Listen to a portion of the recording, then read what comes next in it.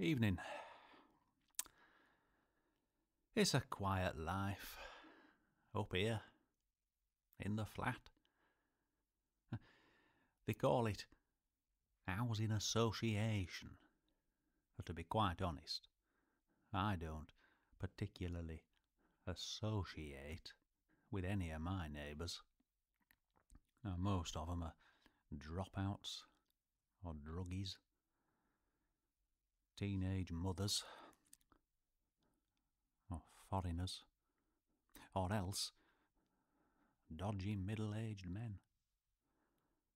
But it's not a bad little place, and anyway, what with her passing on and me being made redundant, holding on to the house was becoming a real drain on my finances, which wasn't exactly difficult, as I have to survive now, you see, on a paltry pension and a few scraps the state slings at me.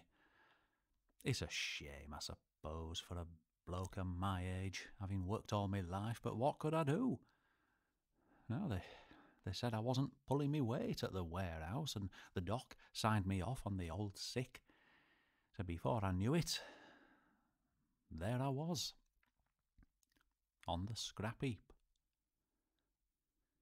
But it was the push I needed to vacate the house and up sticks here, where life's never really been simpler.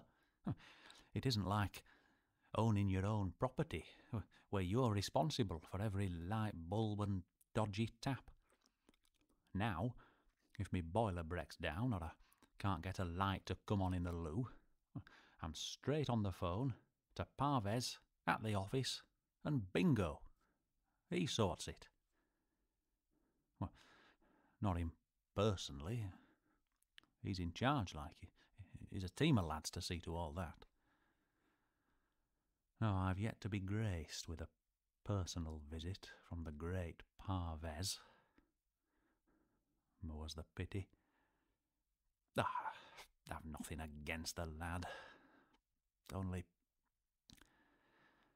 well, between you and I spend as little time with these Asians as possible. They stick together like glue, and they don't give tuppence for us. But, well, as I say, I can't complain. I have everything I need here. And to think, I never really used to approve of these housing schemes. When I heard about people abusing the system, but it doesn't do to go making generalisations. Every case is different, and in mine, well, it just so happened that I had to give up working. And since moving here, life's just been easier. There's no shame in that. No, all in all, I'm pretty satisfied.